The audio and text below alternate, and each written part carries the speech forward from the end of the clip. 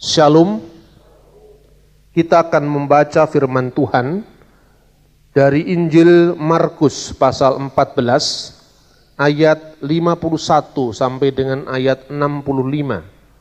Kita akan membacanya dengan berbalasan Markus pasal 14 ayat 51 sampai dengan ayat 65.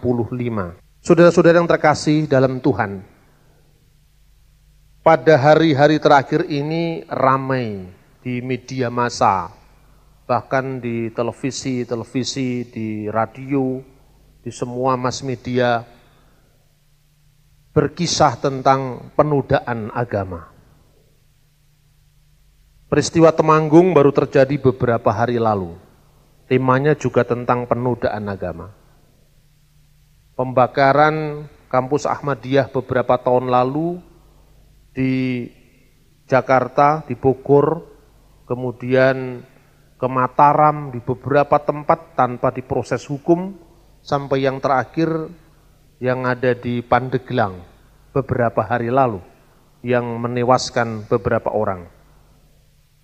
Seolah-olah bumi Ibu Pertiwi ini menangis dengan kekerasan demi kekerasan, yang semuanya berbasiskan agama, yang sesungguhnya seharusnya mengajarkan damai, mengajarkan kesaling pahaman, dan tidak main hakim sendiri. Saya akan mengajak saudara-saudara melihat dari perspektif Alkitab, bukan dengan maksud menyamakan dengan Ahmadiyah, bukan dengan maksud menyamakan dengan tindak pidana yang dilakukan oleh seorang yang bernama Antonius di Jawa Tengah, di Temanggung, bukan. Tetapi bahwa Yesus yang benar, yang datang untuk menjadi penyelamat dunia itu, ternyata dihukum mati di mata dunia, di mata hukum Yahudi, karena melakukan penodaan agama. Di mata iman kita, dia mati menebus dosa-dosa. Tetapi peristiwa itu kan ada conditio sine qua non bahasa Latinnya, rentetan akibat dari sebab-sebab. Jadi rentetan sebab-sebab itu memuncak pada akibat ketika imam-imam kepala, ahli-ahli Taurat tua-tua memutuskan Yesus harus dihukum mati karena dia dianggap menghujat Allah, menodai agama Yahudi. Nah, ini penting karena ini bisa kita refleksikan dalam kehidupan kita. Alkitab mencatatnya secara luar biasa. Kalau kita membaca mulai ayat 51 dan 52, ada seorang muda yang pada waktu itu hanya memakai sehelai kain, linan, untuk menutup badannya mengikuti dia. Mereka hendak menangkapnya, tetapi ia melepaskan kain lenan itu dan lari dengan telanjang. Ini tidak pernah dikisahkan siapa sebetulnya anak muda yang hampir ditangkap oleh orang-orang Romawi yang menangkap Yesus dan dia lari dengan telanjang. Karena Alkitab tidak menceritakan, dia hanya menuliskan. Identitas siapa tidak dicatat. Dan cerita ini, ada anak muda yang lari telanjang mau ditangkap oleh perwira Romawi, itu tidak dicatat dalam Matius, tidak dicatat dalam Lukas, tidak dicatat dalam Yohanes. Hanya dicatat dalam Injil Markus. Saya meneliti sejarahnya. Setelah Alkitab ini ditulis, sebagian dari murid-muridnya para rasul itu memiliki catatan-catatan sejarah. Jadi setelah para rasul itu tidak ada, para rasul itu bukan tidak punya murid, seolah-olah blank, kosong sampai abad 16 munculnya Luther, munculnya Calvin, munculnya Zwingli. Bukan seperti itu. Sejarah ini terisi dengan baik. Karena itu saya sering mengkritik gereja-gereja modern. Hanya Alkitab, itu betul. Hanya Alkitab dalam pengertian hanya bersandar pada otoritas firman Tuhan, itu betul.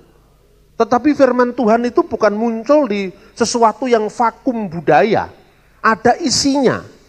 Pembuktian sejarah harus menunjukkan setelah para rasul siapa muridnya, dokumennya apa, tertulis di mana. Ini bisa untuk menjawab skeptisisme dunia, orang-orang yang tidak percaya dengan iman Kristen. Karena orang Kristen hanya mengatakan percaya, selesai, dan selamat. Itu kan bagi orang Kristen. Bagi orang di luar Kristen tidak mungkin orang mengatakan percaya, selesai, dan selamat, tidak mungkin. Sama dengan sekarang orang Hindu, orang Buddha, orang Islam. Anda sebagai seorang Kristen, kemudian masuk di dalam forum Buddha, masuk di dalam forum Hindu, masuk di dalam forum Islam. Apa cukup kiainya atau pedandenya atau bikunya mengatakan percaya saja selamat? Kan tidak mungkin, karena Anda tidak ngerti kok. Kecuali kalau Anda lahir Kristen, ngomong percaya selamat itu betul, hakikatnya begitu, tapi tidak begitu. Ngono ya ngono ning aja ngono. Iman itu butuh pembuktian. Amin saudara-saudara. Dan Alkitab jelas-jelas mencatat tentang itu. Ini saya sering mengisi sesuatu yang di gereja jarang diisi. Karena kita berhadapan sekarang ini dengan dunia intelektual. Kita berhadapan dengan internet, di mana kita membuka Google langsung ketemu di sana, benarkah Yesus Tuhan? Benarkah Yesus baru dipertuan tahun 325, Konsili Nicea? Masa jawabannya percaya selamat? Ya itu kan bukan jawaban, itu mengelak dari problem. Nah, gereja mestinya memberikan aspek pengajaran ini kuat. Saya sering mengatakan mujizat itu perlu, sangat penting. Tapi bukan sekedar mujizat penyembuhan penyakit jasmani. Sebab tadi bagus kesaksiannya luar biasa. Dan banyak orang yang dijamah Tuhan dengan mujizat penyembuhan sakit jasmani. Tetapi 5 tahun kemudian mati juga kalau sudah tua. 10 tahun, 15 tahun mati juga. Karena apa? Tubuh ini memang ditakdirkan untuk menjadi tanah. Dan akhirnya ada kebangkitan. Artinya apa? Tuhan bertoleransi dengan kita. Begitu cintanya kamu sama mama, sama papa, sama saudaramu, sama anakmu, okelah, saya berikan kesempatan hidup lebih lama lagi. Tetapi tidak ada seorang pun yang bisa hidup 1000 tahun lagi seperti impian Khairil Anwar. Toh akhirnya tidak ada orang yang usianya 1000 tahun, meskipun Khairil Anwar berteriak-teriak, aku ingin hidup 1000 tahun lagi. Itu melawan kodrat. Amin saudara-saudara. Yang penting juga penyembuhan penyakit pikiran. Sebab kalau penyakit pikiran, tubuh bisa mati, pikiran tidak bisa mati. Karena itu di dalam logika kita tidak mungkin keyakinan bisa diadili oleh negara. Karena keyakinan tidak bisa mati. Keyakinan itu diluruskan, keyakinan itu didialogkan, bukan diberangus, bukan di stop, bukan dilarang. Nah, ini sikap kita terhadap apa yang disebut penodaan agama. Setiap orang tidak ingin agamanya dinodai.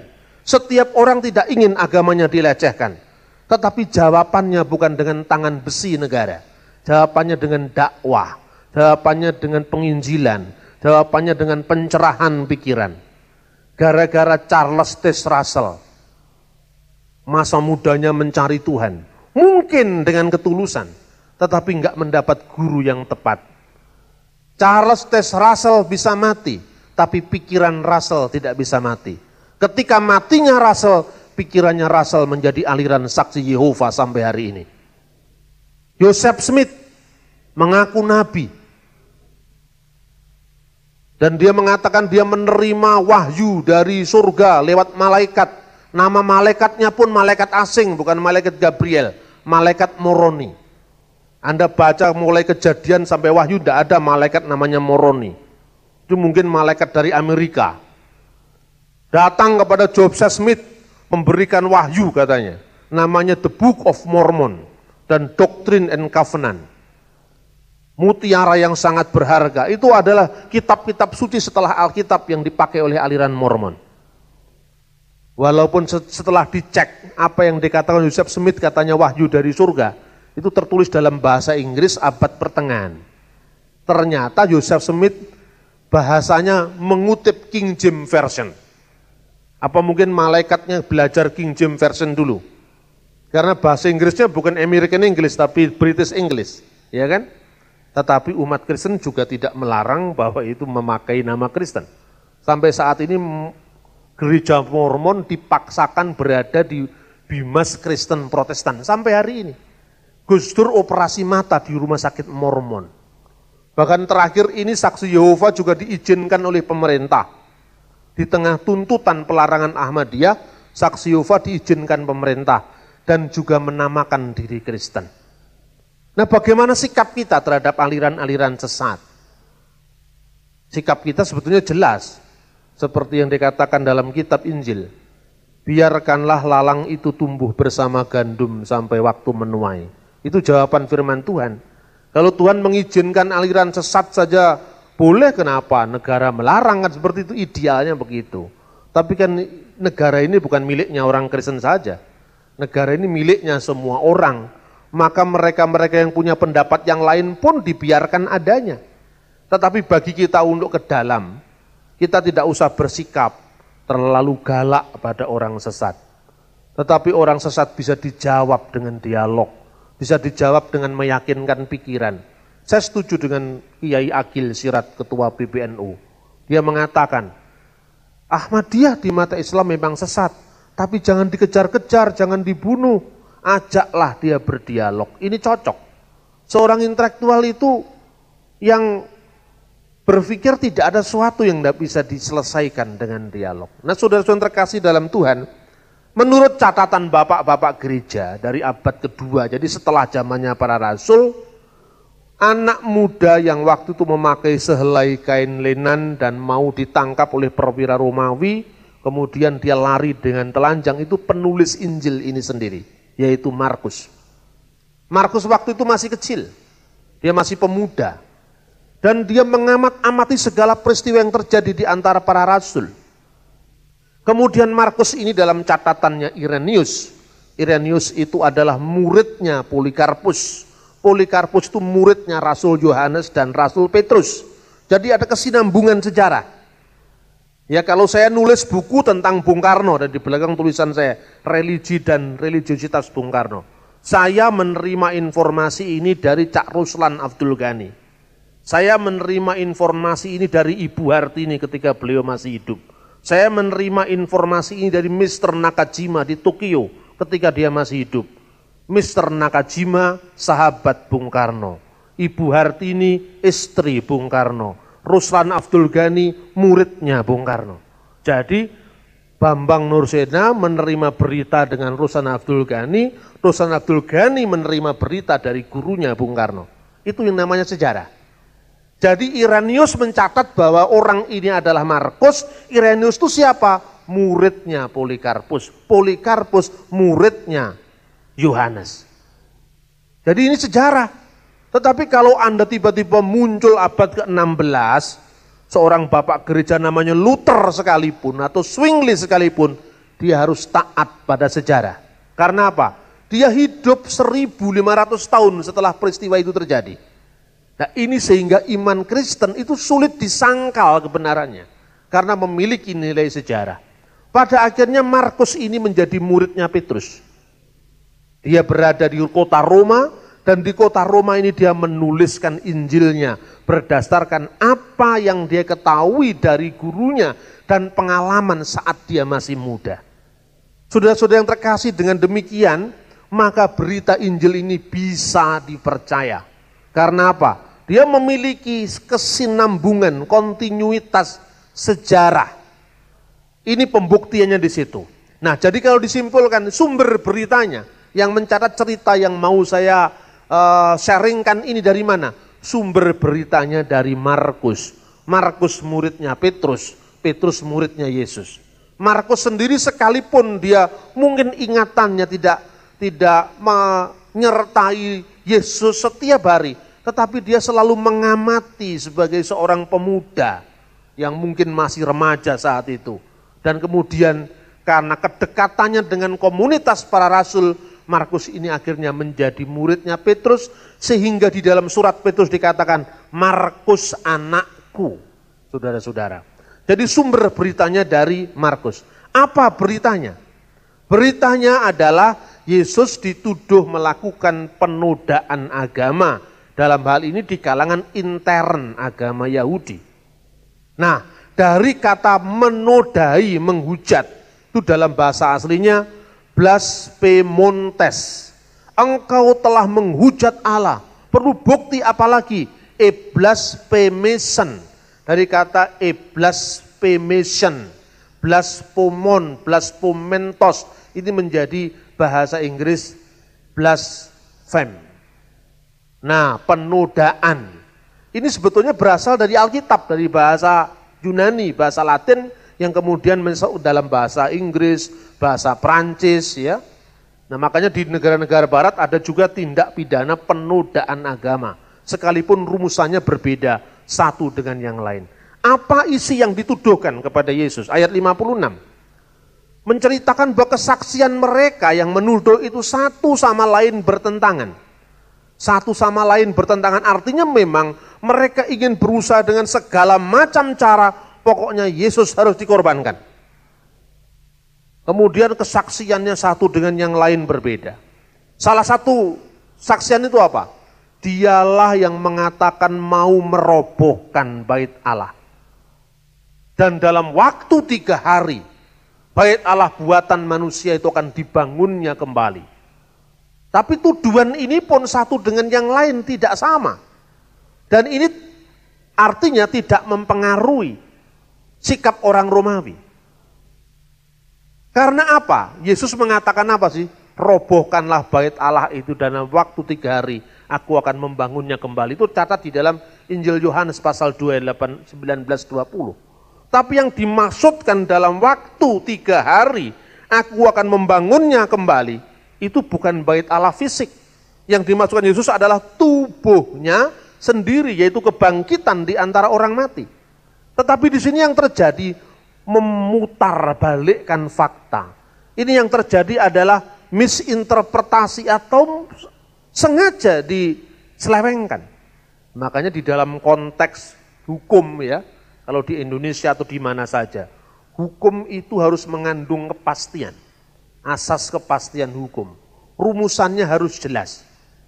Nah, supaya Anda tahu lah, paling tidak terlalu awam di bidang yang kita hadapi di Indonesia. Ketika lihat kasus Ahmadiyah, apa sih sebabnya? Ketika lihat kasus-kasus penodaan agama, apa sih sebabnya?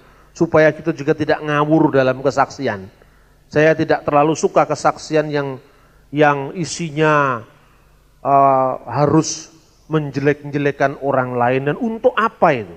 Katakanlah sekarang, misalnya, Antonius itu kelihatannya, kalau bukan Kristen ya Katolik itu, namanya Antonius itu. Dia bersaksi tentang Ka'bah itu bagaimana itu perlunya apa sebetulnya? Sebetulnya kadang-kadang juga media tidak adil. Yang dilecehkan bukan hanya Islam, Katolik juga dilecehkan oleh dia sebetulnya. Nah, tetapi yang muncul hanya orang Islam tersinggung, seolah-olah dia mewakili Kristen dengan Islam. Kadang-kadang informasi itu mau membenturkan satu kelompok dengan kelompok yang lain. Saya mendapatkan informasi dari Jawa Tengah bahwa dia tidak hanya melecehkan agama Islam, tetapi agama Kristen juga dilecehkan, dalam hal ini Katolik. Persoalannya, kalau dia sudah melakukan begitu, apa hasilnya untuk gereja? Tidak ada sama sekali, nol besar. Justru geraha sekinahnya Betani hancur. Gereja Katolik Santo Petrus dihancurkan. Gereja GPDI dirusak, dihancurkan. Artinya apa? Tidak imbang. Dan Tuhan tidak pernah mengajarkan kita untuk membenci orang. Tidak pernah mengajarkan untuk menjelek-jelekkan agama orang. Mari kita yakini iman kita, tanpa kita harus usil dengan keyakinan orang. Kecuali kalau iman kita disalahpahami, kita bisa menjawab. Menjawabnya pun ada aturannya dalam Alkitab. 1 Petrus pasal 3 ayat 15. Kuduskanlah Kristus di dalam hatimu sebagai Tuhan. Dan siap sedialah segala waktu untuk memberikan pertanggungan jawab kepada tiap-tiap orang yang meminta pertanggungan jawab dari kamu tentang pengharapan yang ada padamu. Dalam bahasa aslinya pertanggungan jawab itu apologia, pembelaan iman, pledoi iman. Kita disalahpahami, kita menjawab. Tetapi haruslah dengan lemah lembut dan hormat dan dengan hati nurani yang murni. Ini enggak disalahpahami tapi enggak lembut juga, coba bayangkan. Yang disalahpahami saja, Alkitab mengatakan dengan lemah lembut dan hormat dan hati nurani yang murni. Apalagi soal agama itu soal yang sangat-sangat sensitif. Kalau saya diminta, Pak, bagaimana Bapak kesaksian? Kalau kesaksian itu urusan seperti yang disaksikan bagaimana Tuhan membuat mujizat luar biasa, bolehlah, itu kan umum. Tapi kalau kesaksian pindah agama dan sebagainya, ini kan sensitif. Bisalah kita harus mencari cara yang lebih arif agar tidak menyinggung orang lain, agar tidak menyakitkan hati orang lain, agar tidak membuat orang lain marah, agar rasa aman orang lain tidak terganggu. Tokoh agama, kiai, pendeta, pastor itu harus menyejukkan, bukan mengompor-ngompori. Amin, saudara-saudara. Karena ajaran Alkitab memang seperti itu. Nah, saya ingin memberikan contoh betapa gampangnya kita ini dijebak dengan penodaan agama. Karena apa? Undang-undangnya juga masih kabur, ini persoalannya. Siapa yang sering kasus-kasus yang terjadi di Indonesia itu undang-undangnya adalah Undang-Undang Nomor 1 PNPS tahun 65. Dulunya itu asalnya penetapan presiden. Kemudian ditingkatkan menjadi undang-undang berdasarkan Undang-Undang Nomor 5 tahun 1969 oleh Pak Harto. Akhirnya menjadi Undang-Undang Nomor 1 PNPS tahun 65. Dalam pasal 1 itu dikatakan demikian. Setiap orang dilarang dengan sengaja di muka umum menceritakan, menganjurkan, mengusahakan dukungan umum untuk melakukan penafsiran tentang suatu agama yang dianut di Indonesia atau melakukan tindakan-tindakan agama yang menyerupai kegiatan-kegiatan keagamaan dari agama itu. Penafsiran dan kegiatan mana menyimpang dari pokok-pokok ajaran agama itu. Nah, ini kan pasal karet ini. Siapapun bisa masuk di sini loh sekarang. Pada undang-undang itu harus jelas unsur jahatnya. Ini jahatnya apa gini? Menafsirkan itu apa jahat sekarang? Barang setiap orang dilarang dengan sengaja. Harus ada kesengajaan. Di depan umum kalau di kamar mandi Anda ngomong memaki-maki juga nggak apa-apa kalau di kamar mandi. Di depan umum itu dilarang. Menyiarkan, menceritakan, mengusahakan dukungan umum. Nah, Anda bercerita tentang siapa Yesus. Kalau kepada orang Kristen ya tidak masalah. Tapi menceritakan Yesus dengan mengutip Al-Quran, nah, misalnya. Di mana apa yang Anda ceritakan dari mengutip Al-Quran itu menyimpang dari pokok-pokok ajaran agama yang ditafsirkan. Kena pasal ini. Contohnya Pak Yusuf Roni. Sudah ada contohnya. Pak Yusuf Roni kena pasal ini. Kemudian pasal 4-nya dihukum selama-lamanya 5 tahun. Lalu di dalam pasal 3, dalam pasal 4, ditambahkan pasal 156A KUHP tentang penodaan agama, hukumannya maksimal 5 tahun. Supaya Anda bisa mereview kasus-kasus ini, saya mau ceritakan sedikit. Pak Yusuf itu dulu menceritakan, menganjurkan di depan umum dengan menulis buku. Tapi karena buku itu menjadi heboh, dia mengatakan, kenapa umat Islam berdoa mengucapkan ihdinas syiratal mustaqim, tunjukkanlah kami jalan yang lurus. Kalau sudah dapat jalan kan tidak berdoa lagi. Terus kemudian jawabannya di Yohanes pasal 14 ayat 6. Aku inilah jalan dan kebenaran dan hidup. Tidak seorang pun yang sampai kepada Bapa kalau tidak melalui aku. Ya marah orang Islam. Nah, ini masa ayat ini digunakan untuk menjawab Quran, kan marah juga coba. Nah, misalnya ada. Di dalam kitab Wahyu dikatakan ini ada kitab yang terbuka. Lalu orang Islam mengatakan kitab yang terbuka dalam bahasa Ibrani Fatoha. Fatoha itu bahasa Arabnya Fatihah. Jadi Al-Fatihah sudah diceritakan dalam kitab Wahyu. Anda ngamuk apa tidak? Ini kan sensitif kan? Nah, contoh yang lain. Di dalam kitab Kidung Agung. Dia yang terpuji Muhammadim. Bahasa Ibrani Muhammadin. Lalu oleh orang Muslim diartikan Nabi Muhammad. Cocok apa tidak? Kan tidak cocok. Jadi makanya lah tidak usah nyinggung-nyinggung ayat agama lain. Kalau mau nyinggung ya dialog dengan kiai langsung. Nanti sore kalau Anda mau datang, saya bicara di Cak Durasim situ, di gedung apa itu namanya, gedung pemuda atau apa itu. Sore nanti habis kebaktian ini. Saya bicara dengan Kiai Haji Muslim Abdurrahman dari Muhammadiyah. Dalam rangka 1 tahun wafatnya Gus Dur, bicara tentang pluralisme. Anda boleh hadir, setiap orang boleh hadir nanti sore. Pembicaranya saya dengan Kiai Muslim Abdurrahman. Ini satu dialog yang terbuka. Bagaimana bicara tentang perbedaan, bagaimana bicara tentang pluralisme. Nah, sekarang akhirnya Pak Yusuf Roni kena dengan pasal ini. Situasinya waktu itu memang berbeda. Jadi sebetulnya kasus Yusuf Roni juga bukan murni kasus penodaan agama. Itu ada kasus politik yang memang beliau dikorbankan. Itu intinya seperti itu. Tetapi artinya apa? Saya hanya mau cerita bahwa undang-undang ini begitu gampang menyeret siapa saja. Karena itu di dalam, saya pernah bercerita pada Anda tahun lalu, saya disundang sebagai saksi ahli Mahkamah Konstitusi pada sidang yang ke-12 ketika uji materi undang-undang penodaan agama. Saya kisahkan di sana, ini sifatnya multitafsir. Saya ingatkan tahun lalu saya sudah sampaikan. Apa multitafsirnya?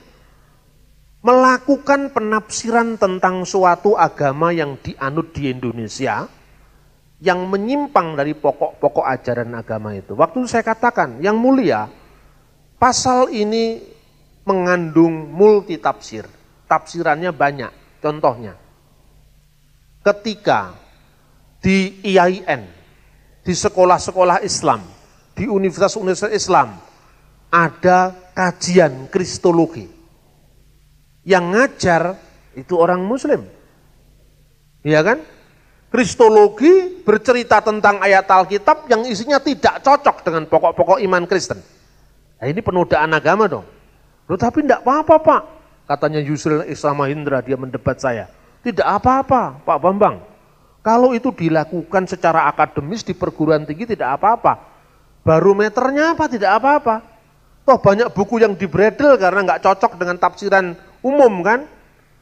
Nah contoh lagi sekarang, Imam Al-Ghazali, dia tokoh besar, ini entah beliau yang nulis atau bukan, saya menganggap ini bukan tulisan Al-Ghazali, tapi dinisbahkan dengan tulisan Imam besar Al-Ghazali, judulnya Raddul Jamil li Ilahiyati Isa Bisarhil Injil.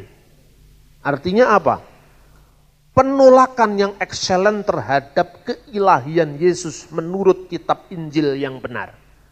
Jadi Injil dibenarkan, tetapi diperkosa ayat-ayatnya untuk membuktikan Yesus itu bukan Tuhan. Lah mestinya kan juga mendapatkan tuduhan penodaan agama.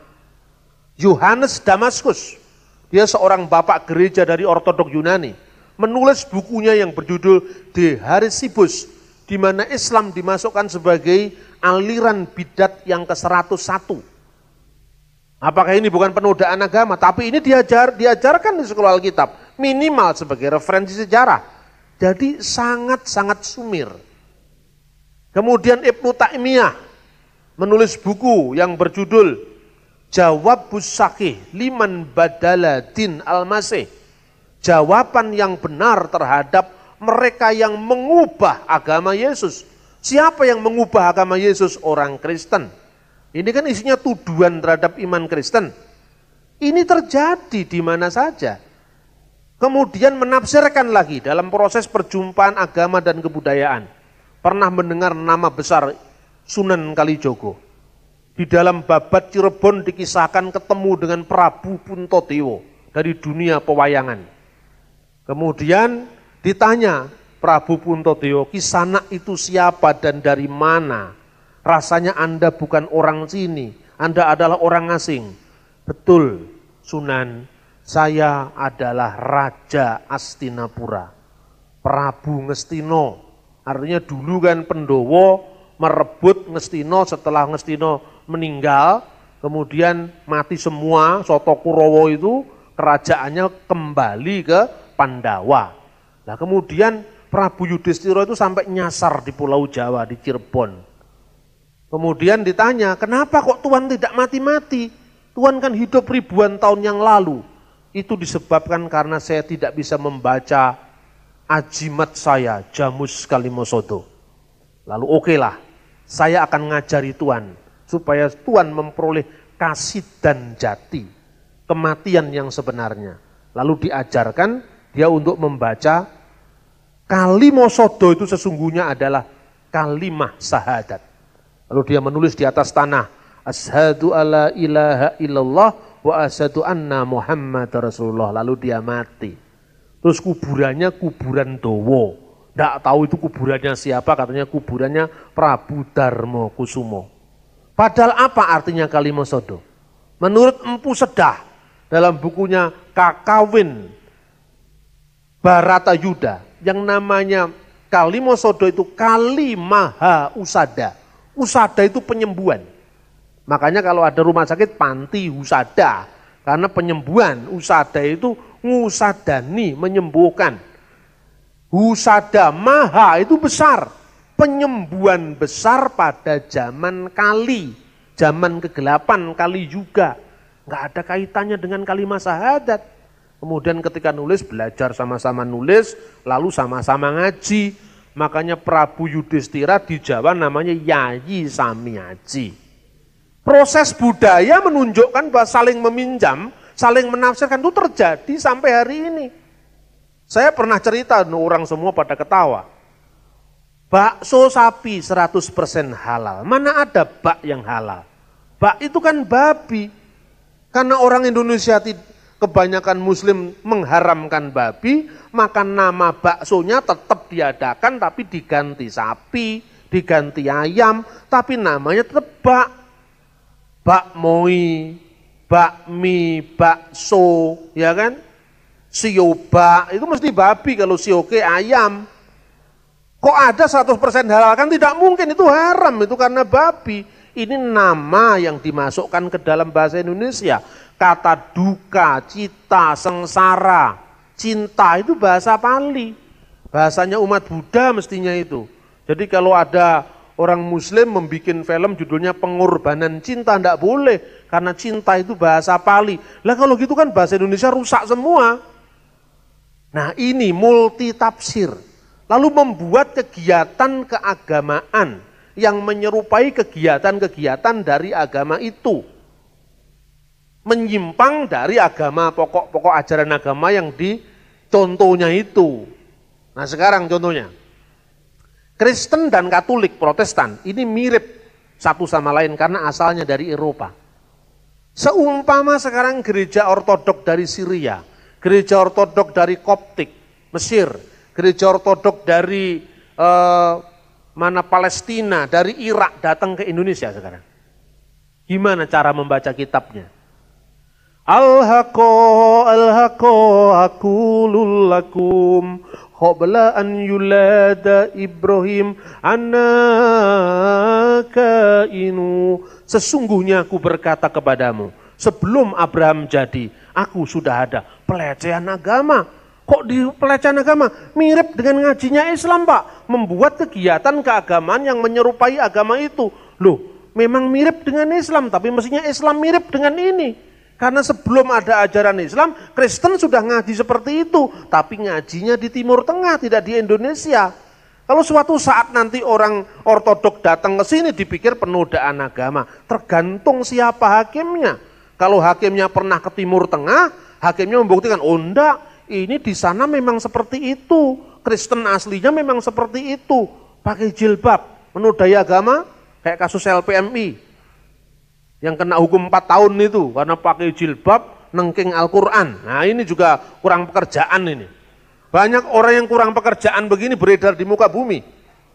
Orang mau bakar Al-Quran di gedung BTC, ya kan? Memperingati 11 September. Kalau dia itu jengkel sama Usama bin Laden, mestinya kan patungnya Usama yang dibakar. Kenapa Quran yang dibakar? Ini juga orang-orang yang kurang pekerjaan. Jadi yang begini ini sekarang banyak beredar di muka bumi. Sehingga apa? Perdamaian tidak kunjung bisa tercapai. Kita bukan perdamaian itu kompromi, tidak. Tetapi hormatilah perasaan orang lain. Hormatilah agama orang lain. Karena Anda sendiri juga ingin penghormatan. Kan begitu kan? Nah, multitafsir ini ada dalam kitab suci. Ketika Yesus mengatakan, robohkanlah bait Allah itu dan dalam waktu 3 hari aku akan membangunnya. Yang dimaksudkan Yesus bukan bait Allah secara fisik, tetapi dalam pengertian 3 hari membangunnya, itu bait Allah sejati. Itu adalah tubuh Yesus sebagai Shekinah Allah yang baru. Sebagai Allah bertakhta melalui tubuh kemuliaan Yesus Kristus. Itu maknanya. Tetapi kan gampang sekali ditarik ulur penafsiran karena memang kalimatnya tidak jelas. Yesus mau dituduh dengan pasal ini. Tidak kena.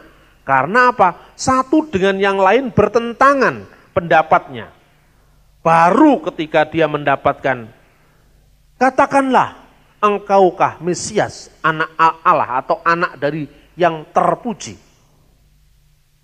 Yesus menjawab apa? Akulah dia. Dan kamu akan melihat anak manusia duduk di sebelah kanan yang maha kuasa, datang dalam awan-awan di langit. Nah, ini baru. Lalu imam besar merobek pakainya dan mengatakan, untuk apa lagi kita mau saksi? Dia sudah mengatakan penghujatan terhadap Allah, blasfem terhadap Allah, blasphememos terhadap Allah. Nah, ini melakukan penodaan agama, makanya kata blasfem itu menjadi kata penodaan agama di negara-negara yang berbahasa Inggris, Prancis, Jerman, karena berasal dari ayat kitab suci, blasphemen, yang artinya penodaan. Nah, apa yang dikatakan Yesus itu benar. Tidak sama dengan Mirza Ghulam Ahmad sebetulnya. Tetapi yang dikatakan Yesus itu benar, karena orang Yahudi sendiri juga melakukan hal seperti itu.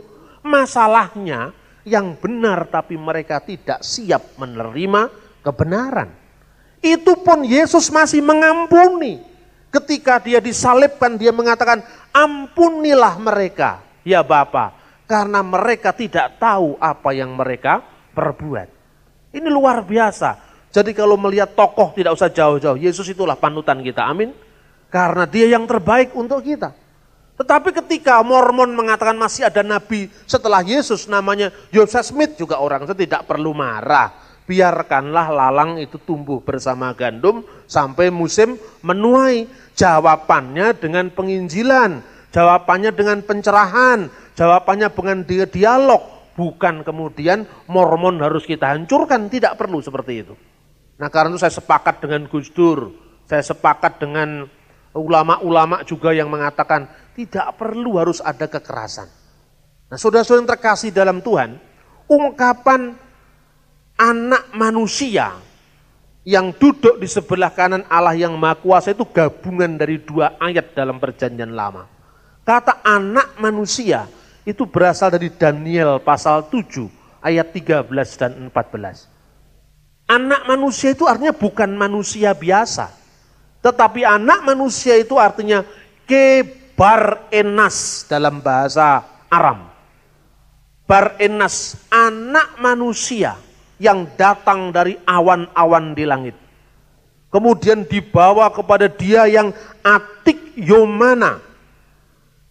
Atik yomana yang lanjut usianya, itu terjemahan kurang pas itu.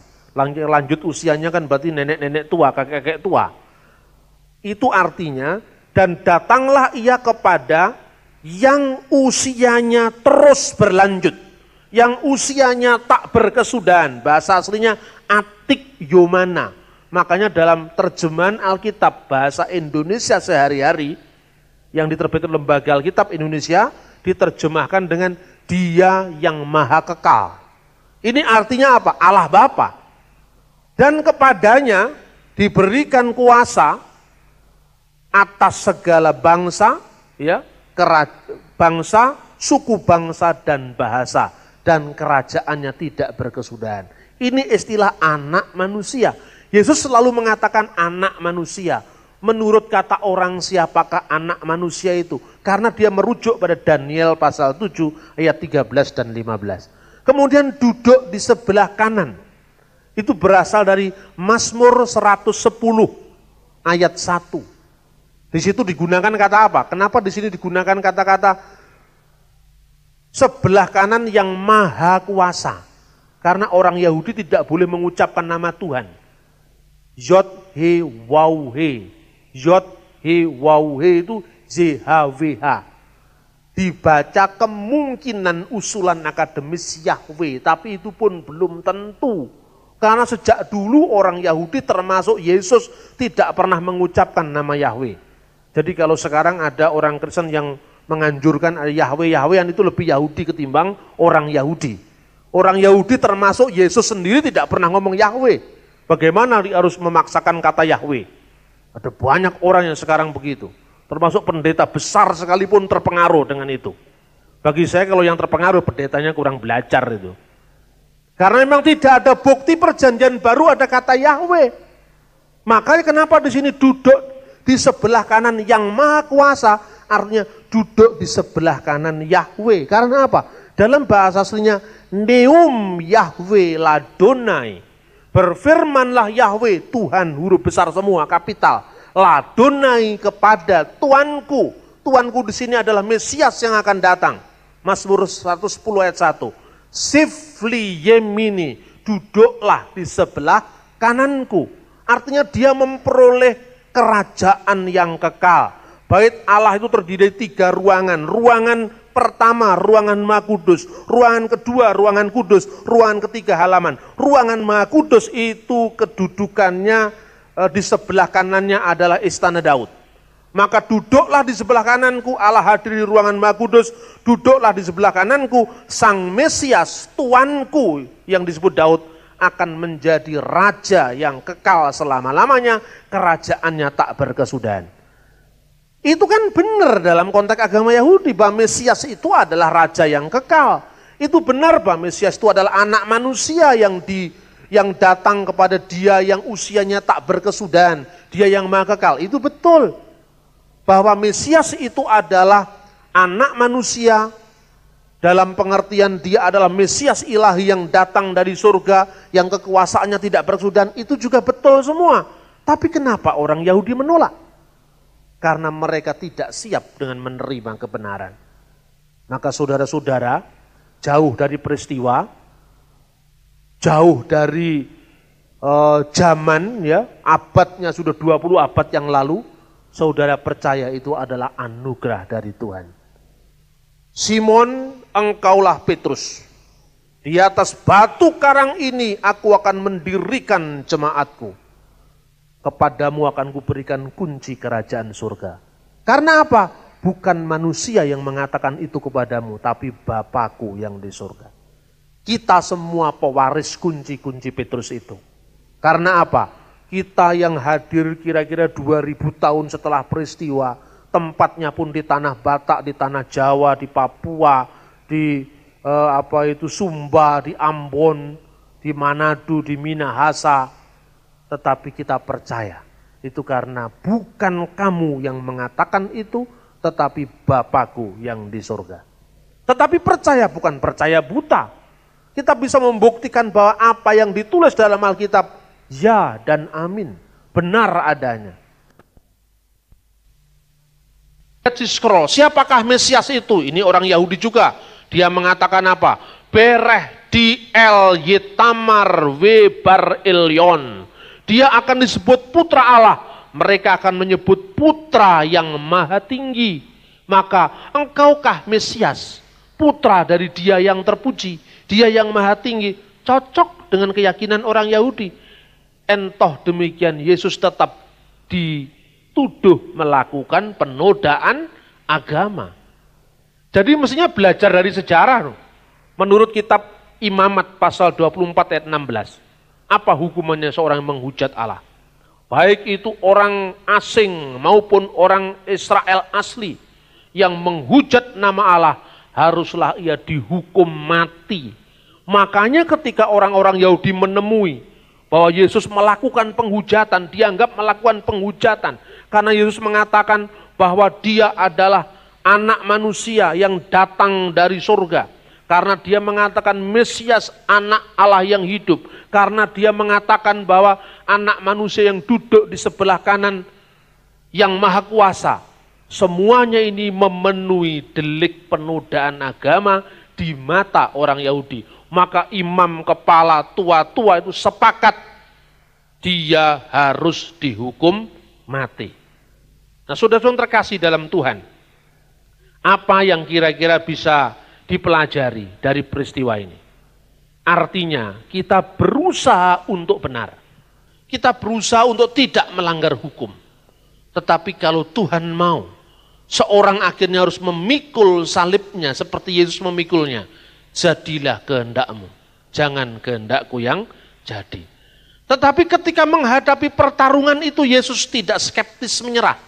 Dia tidak pesimis menyerah. Hai perwira Romawi.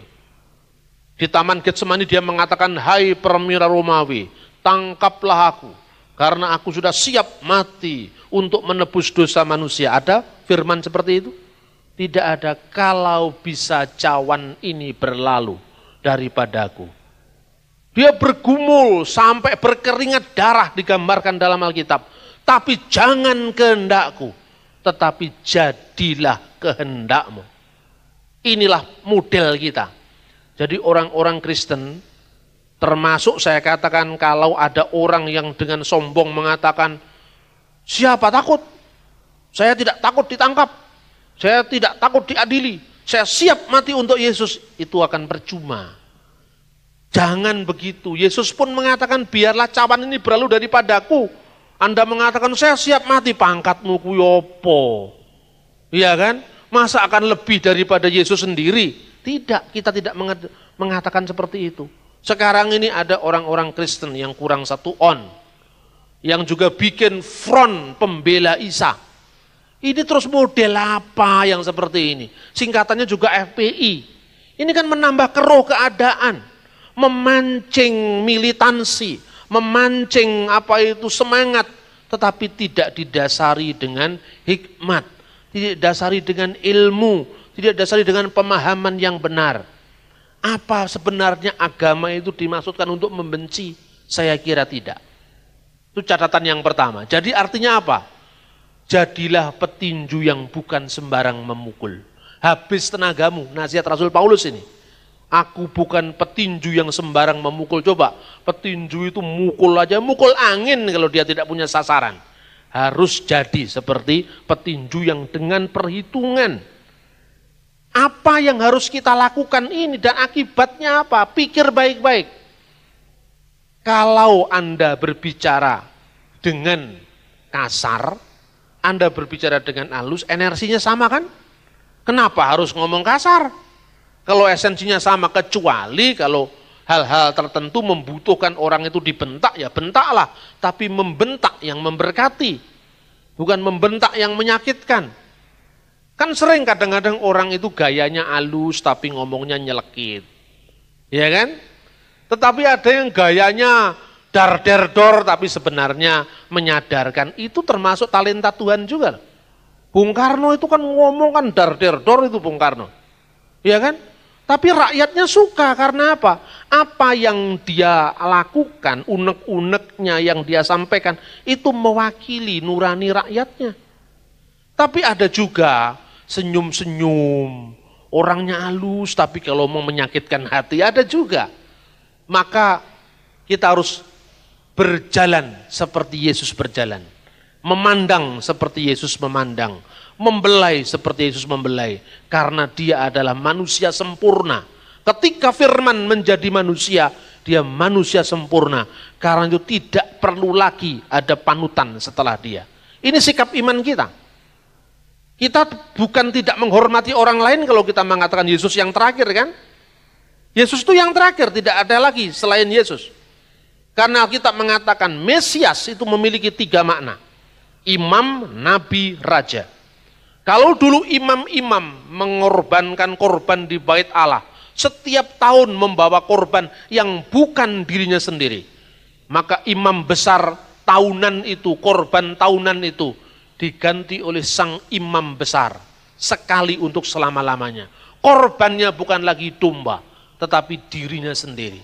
Dia memberikan dirinya demi cintanya pada umat manusia. Imam besar. Yang kedua adalah Raja. Mazmur yang saya baca tadi, duduklah di sebelah kananku sampai akan ditaklukkan musuh-musuhmu di bawah kakimu. Kerajaannya tidak berkesudahan. Jadi dia adalah raja segala raja. Dia imam segala imam, raja segala raja. Yang terakhir, nabi segala nabi. Musa menubuatkan, Nebi Micherebka Meateka, Kamoni Asher Yakim Adonai. Asher Yakim Adonai akan dibangkitkan oleh Tuhan seorang nabi di tengah-tengahmu, di tengah-tengah Bani Israel. Tidak di luar Israel. Ya. Meateka di antara saudara-saudaramu, di antara ke-12 suku Israel. Tidak di luar Israel. Yang seperti Musa apa? Musa itu nabi keluaran, nabi Eksodus yang mengeluarkan Israel dari tempat perbudakan di tanah Mesir. Yesus juga adalah nabi Eksodus yang tidak hanya mengeluarkan Israel, tapi mengeluarkan seluruh umat manusia dari perbudakan dosa-dosa. Jadi Yesus adalah nabi terakhir, nabi segala nabi. Ibrani pasal 1 ayat 1 dan seterusnya mengatakan, setelah Allah berbicara melalui nenek moyang kita dengan berbagai macam cara, maka sekarang pada masa akhir dia telah berbicara melalui anaknya sendiri. Karena Yesus nabi segala nabi. Kalau nabi-nabi menerima firman Tuhan, Yesus itu sendiri adalah firman yang menjadi manusia. Terus kemudian muncul yang namanya Mormon. Ada lagi nabi yang namanya Joseph Smith. Orang Kristen kan marah. Mestinya ya, tetapi syukurlah kita tidak usah harus membubarkan Mormon. Karena membubarkan Mormon berarti bertentangan dengan firman Tuhan. Biarkanlah lalang itu tumbuh bersama gandum sampai musim menuai. Jadi cukuplah Anda mengatakan Anda itu gandumnya, kita gandumnya, Mormon lalangnya, enggak apa-apa. Daripada kita membubarkan Mormon, minta bantuan pemerintah untuk membubarkan Mormon, lebih baik kita nyanyi aja di gereja. Ku tak pandang dari gereja mana, asal bukan Mormon saksi Yehova, kan selesai. Yang penting jemaat mengerti, Mormon itu bukan Kristen. Loh, tapi oleh pemerintah dimasukkan Kristen, ya biar aja lah sementara dia numpang. Nanti kan gak kerasan sendiri kalau berbeda. Kan begitu. Jadi kenapa harus dibuat sulit? Makanya yang kita ingat dari Gus Dur, gitu aja kok repot. Kenapa harus repot? Biar saja. Nanti sore saya juga akan ngomong begitu, gitu aja kok repot. Itu sabda Gus Dur yang paling berharga itu. Yang memberikan kepada kita, jangan terlalu serius berpikir. Mikir ya mikir, tetapi harus dalam koridor kesatuan bangsa. Loh kalau khotbahnya begitu kan orang tidak marah. Tapi kalau khotbahnya selalu membakar-bakar emosi orang, lah kan ya bagaimana. Saya ngomong sama saksi Yehova di mana-mana. Di Convention Hall tahun 2008, 2.000 orang hadir di sana. Saksi Yehova saya hadirkan, kaget dia loh Pak. Biasanya orang Kristen menghindar untuk mendatangkan saya. Ini kok Bapak mendatangkan saya? Loh saya tidak fair dong mengadili Anda kalau Anda tidak hadir. Jadi silahkan Anda sampaikan imanmu seperti apa. Nanti kalau iman saya seperti ini, saya kasih kesempatan saudara-saudara. Kan bagus toh. Nah Mormon suatu saat kita undang juga. Ya, kalau pertama-tama kita sudah bersahabat kan dia tidak marah. Saya katakan, apa benar Joseph Smith itu menerima wahyu? Betul Pak. Benar, Pak. Anda tahu sendiri? Enggak tahu tentu saja. Buktinya apa? Saya bilang. Di Israel itu ada universitas namanya Brigham Young. Itu universitasnya Mormon. Ketika terjadi penemuan The Dead Sea Scroll, Mormon ikut-ikut meneliti. Ini saya kisahkan. Bahkan dia mengatakan bahwa ini bukti bahwa Alkitab tidak berubah. Katanya Mormon juga ikut-ikut. Dalam kelompok Kristen, Protestan, Katolik, Ortodok, Mormon mengirimkan ahlinya. Ini kira-kira tahun 1999 kalau tidak salah. Saya kebetulan menghadiri.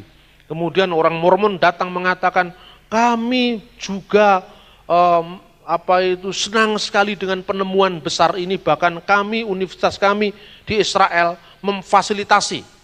Di Mount Corpus tuh universitasnya Israel, Mormon di Yerusalem itu, memfasilitasi segala penelitian tentang penemuan laut mati, katanya Mormon itu. Karena ini bukti bahwa mujizat Allah. Alkitab selama 2000 tahun lebih tidak ada perubahan. luar biasa. Terus kemudian saya ceritakan, lah berarti Anda sangat senang dengan temuan Alkitab 2000 tahun yang lalu tidak ada perubahan. Tentu saja, of course katanya. Nah, sekarang saya mau tanya, apa ada kitab Mormon yang memiliki bukti seperti Alkitab? Nah, dia enggak enak saya tanya gitu.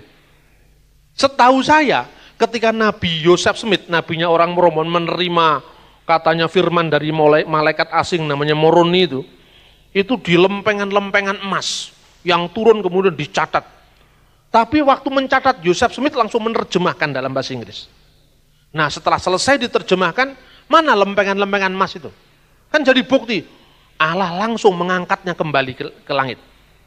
Ya kan gak ada bukti namanya. Tapi untunglah, malaikat Gabriel tidak sama dengan malaikat Moroni. Karena kalau malaikat Moroni itu mengangkat kembali kitabnya, malaikat Gabriel tidak pernah usil untuk mengangkat kitab Injil, tidak. Tetapi kitabnya sampai sekarang bisa disaksikan. Dia rupanya nggak suka dengan omongan saya, dia terganggu, lalu dia pergi. Ini yang terjadi dengan dialog begini. Setelah itu saya berdoa, Tuhan, tugas saya sudah selesai untuk meluruskan. Soal dia percaya atau tidak, itu urusanmu. Roh Kudus engkau turun dengan informasi yang sudah saya sampaikan. Yang penting saya tidak punya hutang darah lagi. Saya sudah selesaikan, sampaikan. Anda pun bisa seperti itu. Dengan guyonan, sersan, serius tapi santai. Tidak usah ngotot. Kalau cepat ngotot, Anda cepat tua nanti. Tidak perlu ya. Kita dengan nada yang lebih santai tapi serius, ditegur dengan senyum. Orang negur dengan senyum itu kalau dia marah sama kita kan sungkan karena kita senyum kok dia marah. Tapi kalau Anda memaki-maki marah kan dia apa itu marah. Ya toh, saya diskusi sama kelompok Unitarian. Unitarian itu kelompok Kristen yang tidak percaya dengan Tritunggal, yang tidak percaya dengan keilahian Kristus. Di W.R. Supratman. Kemudian penyakitnya itu apa? Kalau dokter mau mendeteksi penyakit pasiennya kan tahu. Ini penyakitnya ayan harus dibentak, ya toh?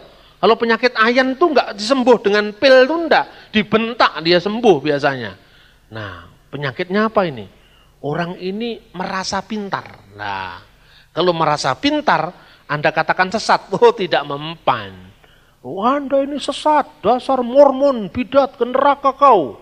Saksi Yehova, bidat, sesat. Saksi Yehovanya justru keluar ayat. Ingatlah ketika dunia membenci kamu, dunia telah terlebih dahulu membenci saya. Kamu akan diusir, diserahkan ke mahkamah agama. Kan jadi malah militan. Jangan-jangan Ahmadiyah itu malah merasa benar karena dikuyo-kuyo. Sejarah yang dikuyo-kuyo itu malah militan. Contohnya PDIP, dulu dikuyo-kuyo.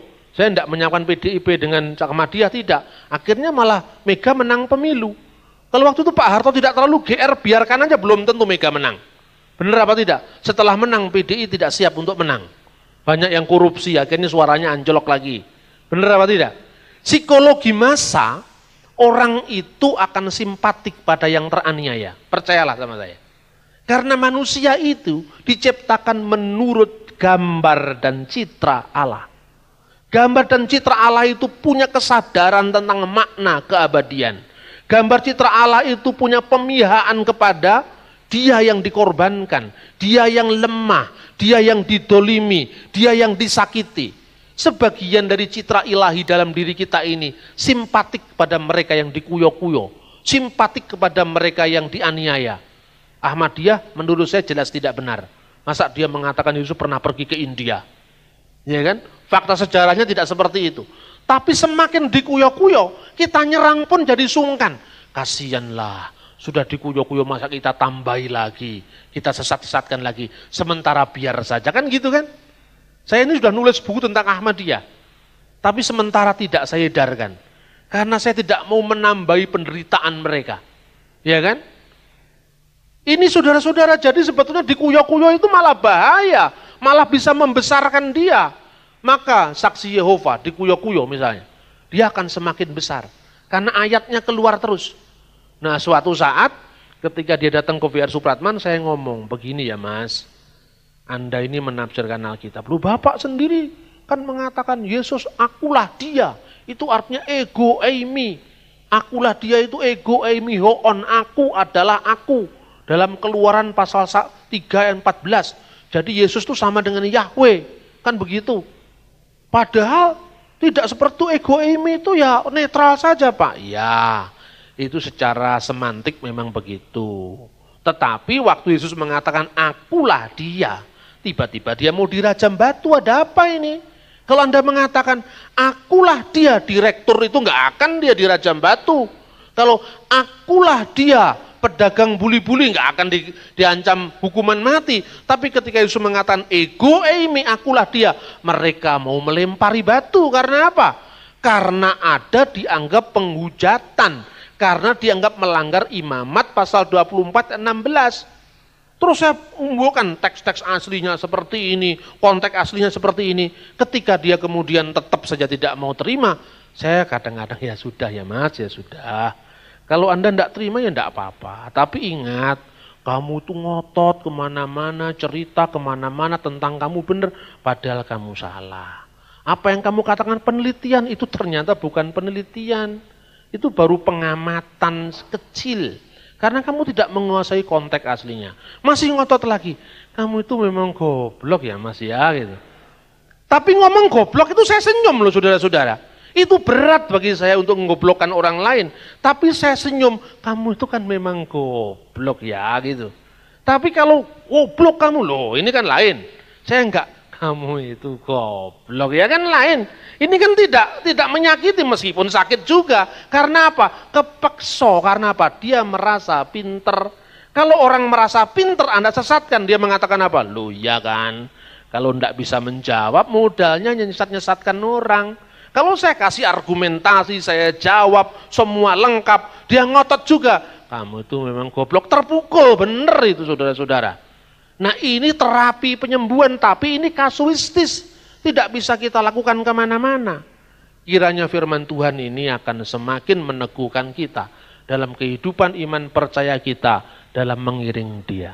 Saya yakin bahwa apapun yang kita lakukan di dalam kita mengiring Dia, di dalam kita menyembah Dia, maka tidak ada yang mustahil bagi Allah. Negeri ini sekarang lagi tercabik-cabik karena konflik demi konflik. Saya tidak mungkin bisa menyampaikan semuanya ini. Ketika saya bicara tentang penodaan agama, Anda cukup bisa membeli buku-buku saya. Karena dalam buku ini disebutkan, tadi saya ngerpek sedikit tentang penodaan agama itu apa. Definisinya ada di sini. Ada buku-buku kecil juga itu bahan-bahan kuliah yang bisa saya sampaikan. Karena tidak mungkin saya sampaikan kompleksitas perkara ini dalam waktu yang sangat singkat. Saya pikir itu.